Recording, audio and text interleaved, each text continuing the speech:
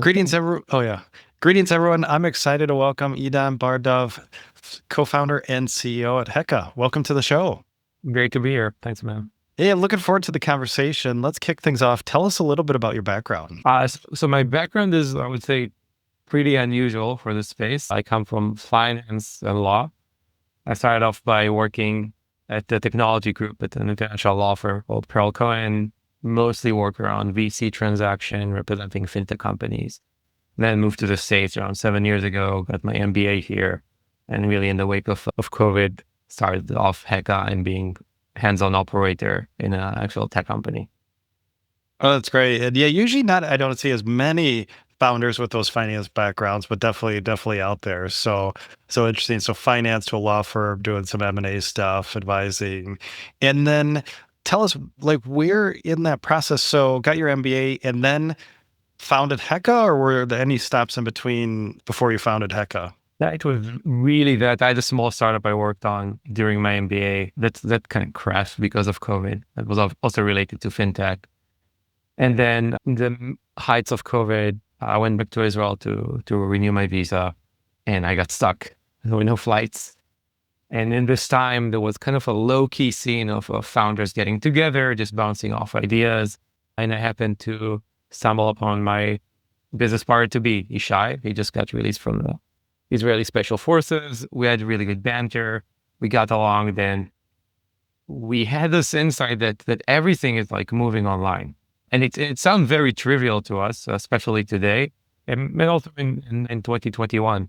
But what wasn't trivial is that even very traditional financial institutions like underwriters, banks, pension funds that would typically meet you at least once, or would have a chance to have a touch with the consumer, they've shifted completely online too. And I geeked out about it. I started reading financial statements. I like to do that, believe it or not. And we saw that like big problems coming about, like consumer debt and people that you can contact, online fraud, all these data gaps. So I analyzed this with Shai, there's a huge data problem here. And him being like ex-Intel guy is like, no, there's an intelligence problem here. I was like, okay, same thing. What can we do to solve it? And we realized that classical credit bureaus or data providers, they will rely on rule or static data. And nobody is really tapping into this thing called open source data. The reason is because it's very noisy. But we knew that with the know-how of the intelligence community, we can actually make it happen. And this is like when we had the click that we need to develop some sort of a platform that emulate an Intel analyst to get this data. There were no AI agents at the time. Nobody talked about it. But we had this intuition that you can automate it. And this is what kickstarted the idea of working with Heka. Also, fundraising wasn't very difficult in 2021. We had good discussion with his investors, said, yes, makes perfect sense. It's an N+1 move. We don't want to hear any more like pandemic specific moves, but where the industry is moving. So we're able to raise capital pretty quickly and just get going. Yeah, makes sense. And let's make sure it's pretty clear here. So yeah, so tell us what products and or services Heka offers. Yeah, so today Heka is a platform that provides open source for finance. So we provide open source data. That's anything you can get intuitively, let's say through a browser or an API without being intrusive or tampering of anything. So that encompasses news outlets, PEP lists, social media, public registrars, et cetera, et cetera. And we do this in three main instances. First one is fraud detection. So to figure out if you try to open an account for a payment processor, are you a real person? And if so, are you the actual real person that you are claiming to be? The second thing is contact recovery. So that is a nice way of saying reconnecting people with their funds or tracing people because they owe a debt to an institution. We do this globally. It's a really big advantage that we have. And the third thing is the credit decisions. So we'll add risks and signals that come from open source to enrich this data. Very initially, though, just to say we didn't start as a platform with all these type of solution. The very pinpointed thing that we have seen in 2021 is the institutions were losing a ton of money just managing accounts because they didn't have contact with individuals. So it could be when they try to open an account, retain an account, or manage a debt. And the biggest data point that we saw missing is contact information, as simple as it is. Because especially during the pandemic, people were moving to like more comfortable places, changing phone numbers, all the dynamics of interaction moved online. So this is a very, very narrow problem that we've seen. And it was also after discussion with a few banks and financial institutions that articulated this is a very painful problem for that. So we really started with like a design partner for the solution. It wasn't like, I have a hunch. It wasn't a leap of faith. It was like seeing a gap opening and immediately responding to it. So it makes total sense. So I'm guessing your ideal customer profile are financial institutions. So is that your target market then? Yeah. Financial institutions, we typically look for like massive Fortune 500 banks, payment processors, could be also crypto platform, alternative lenders, fintechs, neobanks. That's kind of the whole gamut. The ICP, and if I underscore the I, being like ideal characteristics for us. So it would be that it's an online first institution. So if you're really a nice white shoe bank, you're still meeting with your clients, I can give you a service, like call it something better. Two is it's retail facing. So you serve individuals, whether in businesses that are naturally a synthetic entity. Yeah? So all information about them should be pretty well organized. And three is that they support cross-border transactions. And this is because if you stay static, there isn't much to update. The data is fine. But if you try to do a US to Mexico transaction, US to the UK transaction, you can't typically ask for a social as a basis because it's not going to work between the two geographies. And data will move all the time and be really noisy and incomplete. So when the ICP has all these three characteristics, it becomes kind of top contender for us. Yeah, really interesting. So not that local bank on the corner, but it sounds like these are pretty large institutions. And like you said, they're online first, retail customers, and then also just kind of global transactions. So yeah, makes sense. So what year did you found Heka? And so we started in 2021. Okay, so 2021 founded. And then let's talk a little fundraising. How much capital have you raised to date? So all in something like 16, we took some pre-seed seed capital from investors. And we just recently announced a Series A with heavy participation from Barclays, Winder Ventures, Coin Bank. It was very important to us throughout all fundraising. It was never like a VC or an investor. It was always somebody with like actual insight and value add to working with the company and working on day to day. So I talk to my investors very frequently. I get their advice. I feel we've struck a really good balance between them telling me when I'm completely off, but also always respecting final decisions. And the pool of investors that we have was either folks that really understand the space or our clients. And they've seen the product, they know it works. So it was like kind of the DD process also was very streamlined with financial institutions who've already used the product because they just know they're going to keep on using it. It is expanded with them. And this is how we went about fundraising for Heka. Okay, so 16 million raised to date. Series A looks like about 14 million. And tell us a little bit about that progression because founded 2021, and you mentioned design partners. So did you start bootstrap? Did you raise some initial capital to get going? What was that progression in the timeline of fundraising? Yeah, we started with some, let's call it pre-seed or incorporation funding with our third partner, the Orion Group that worked with us. And that kind of got us to some traction. We did a seed with Winder Ventures. And that was also like, this is traction, their experience with open source data.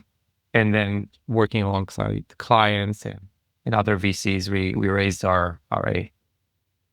Okay. So the A, yeah, 14 million. So let's focus on that. So with the Series A, usually some traction, something happening there. So what led you to raise that Series A? Were there triggers, milestones that you hit that said we're ready for a bigger check? Yeah. So it's a velocity of the business. So really it's still a very early stage business. We had to prove the idea that using open source is actually valuable.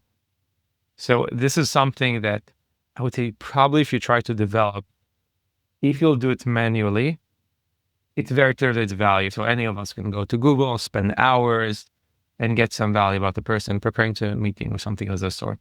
And then you'll try to automate it. You'll see some stuff that are really repetitive. Be like, oh, it's easy. And then you try to automate it and you get nothing. Then get the noise. So for example, if I would like to know Ben's contact information, I will get the contact information of a Ben from social media. It's really difficult. Working with financial institutions will be like, you're feeding me garbage. Like, like I don't really want this. And what we have managed to do over the first 3 or so years of the business is to train a model. Let's call it, today we call it an agent. We didn't realize it's an agent that can do this process of taking millions of data points and saying, this is noise and this is signal. So the Ben you're looking for, given all the context that you have, which financial institution are they using, when they were born, what do they look like, what old contact information you have about them. So we take all this and cross-reference it to your digital footprint. This is the right data. When we hit this, so the value for the client jacked up very quickly, and the land and expand actually became much more significant. So clients were very happy with the data. We have expanded from just account receivables to dormant account to underwrite, like spread it within the organization. And everybody understood that this is like a kind of the future. Like they just we are the data people for these folks. So alongside this traction, and there were like public announcements that we have a big AI partnership with Zedra that facilitated we need to do this very quickly. So nobody is going to raise like $250 million and just like beat us 3 years with heavy capital. That was the traction that pushed us to Series A. Yeah, makes sense. Appreciate that insight. And then with that Series A at 14 million raise, any lessons learned in that process or surprises that you'd like to share with the founder community? Well, the first thing, even if you do it from friendly forces, so to speak, it takes much longer than you expect because there's DD and red tape. And I like to be honest. I mean, I've done like so many of these deals as an attorney, as I should have known better, but it's still like, 1,000 pages of NVCA document and all the reps and like, according to best commercial effort and best efforts, let's spend a week on this, like, stuff like that. We really need to like buffer of your time, and then like even 2x it. It's fine to raise earlier, but you get into a real problem if you raise really late. That's one. And two, when you raise, I would always prioritize favorable structure. Okay, what do I mean by that? Is that if you're gonna try this 1 in a million who applies to like a Sequoia or A16, and you're like, I'm gonna be the one company that goes in everywhere from associates to principal, and they're gonna say yes. Like founders should be delusional, but this is like you're delusional on steroids. You always need to take a situation where either the VC has a really good conviction about the space, they had good experience, you get a really warm lead to a principal that will serve you. Still, the odds are against you, but the first thing, it's okay to try, and we have tried just like, I ran into VC, let's see if they like it, but it's really like you should be taken as practice. It shouldn't take it as like a serious item that you're going to close with this VC. Okay. Yeah, I appreciate that insight. And that does come up often. It always takes longer than you expect and a lot of time to raise capital, especially a decent amount of capital, which you did. And Idan, going after these financial institutions, which seem larger, tell us a little bit about your go-to-market motion. I'm guessing this is not a quick sale, but maybe it is. So tell us a little bit how you're finding your prospects. Yes.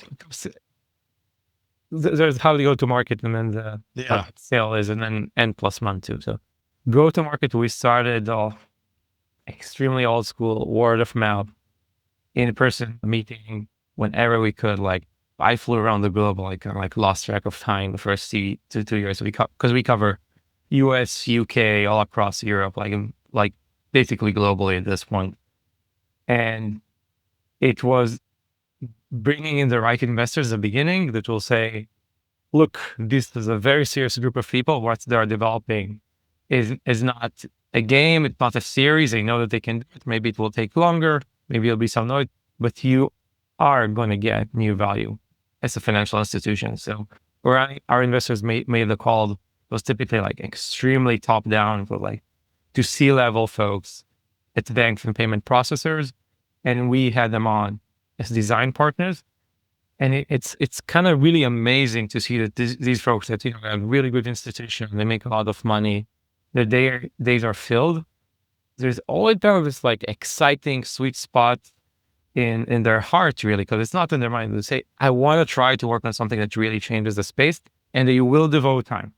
And you must be honest about it. Say, I'm developing something, I'm looking for feedback, I'll give you like the best service, so to speak, to make this for you. So this is how we started, and we built up traction. After this traction, we started using more standard methodologies like trade shows and PR and stuff like that. Today, actually, we're just building on now it's a system. You have marketing, you prioritize leads, you set up meetings, you handle accounts. And it's kind of an amazing now that the machine is just like operating, because I would personally handle every sale before, and it's kind of like wake up in the morning and like, oh, we had 5 meetings, and can you just like sign off this contract? And they're like, it's super cool. And time. So time is very difficult with financial institutions. If you go to big ones, and we serve some big ones like Fortune 500 companies, you need like to be aware that almost no matter what, you're looking at least 6 months, if not 12. If assuming the problem is really, really painful for them. If you work with more modern institutions like neobanks, lenders, crypto platforms, it can be really quick. And the beauty in the problems that we are now focusing on, so it's to provide a new trust layer for fraud detection, you will almost always going to get the chance. So if you have a good call and people tell you, yeah, I'm not sure about now, financial institutions will get defrauded to a point that they're uncomfortable with, because fraud is a part of the business, and then they'll give you a call. So when you create a really nice pipeline, there will always be somebody who will tell you, I need this yesterday, just talk to my team. They'll text you immediately to head of fraud risk, and you'll push to a sale, let's say even 3 months done and already working, post-pilot, post-everything. So you can get a pretty quick traction even in fintech. Yeah, appreciate that insight. And yeah, definitely evolved, right? Founder-led sales and now sales team, and you're showing up, signing those contracts, which is great. And then tell us a little bit about your pricing model. Is this subscription? Is it usage? Is it a mix of both? It's a mix of both. So it's usage with an annual contract. So you enter an annual contract. Typically, we put in a minimum. The minimum is more to gauge kind of seriousness of the customer and depth. So like how many queries, it's all API. So API data in, data out. Like how many queries do they really have? And then they'll send us monthly queries. They're going to have sort of package. If they overuse it, I think that literally every single client always overuse, and they say, oh, can we increase the package? You say, of course, let me give them a volume discount. And this is how it's going to play out. Okay, so annual contracts with some minimum tier, and then they can move up the tiers based on how much they're using. Yeah, you basically say, oh, I'm going to buy 120,000 queries. I can use them over a year with a minimum of 5,000 a month. And then if you go, you have to pay the minimum. And if you exceed the package, then you'll pay a price that is higher than the package. Right. Yeah, you play a little premium on that overage to get them to that next tier. Yeah. So, and then, Idan, at this stage of your business, do you have a favorite number or metric or operational metric that you're using to guide the business? Yes. So I would say two. One is just revenue. Just are we growing or are we not growing? Now that it's a bit of a like knucklehead metric, because you could be just like pushing a ton into marketing, getting contracts, and get into problems that like the product is actually not sticky enough. So I like to pair this with NRR and see that we actually land and expand. So also NRR has problems in it too. But if you look at NRR and with enterprise, you can be granular and just look, how is my client using me? So did they expand? Is NRR expanding because they're just having more query, or because there's a new use case? So just using us for contact recovery, or it's now moved to fraud? When you pair these two things, it gives you really strong signals on like, are you sticky or not? With us, NRR has always been north of 100%. So it was like really good to see that clients, when they use it, you're there and they're happy with it and they're expanding the usage of the product. Of course, there's always feedback and you need to do fine tunings to serve your clients, but that's very high level, in 15 minutes to get a picture of the business, that will serve you pretty well. Yeah. Yeah, and revenue or ARR are always one of those top metrics for founders to see if that's growing. And then, yeah, net revenue retention once you're scaling. So let's talk some stats and figures. Do you have a company headquarters location? Yeah, so we are based in New York City, in Manhattan. That's the headquarter. And we have another R&D center in Tel Aviv, in Israel. Okay. And then what's your current team size? We're 34 people. Okay, 34.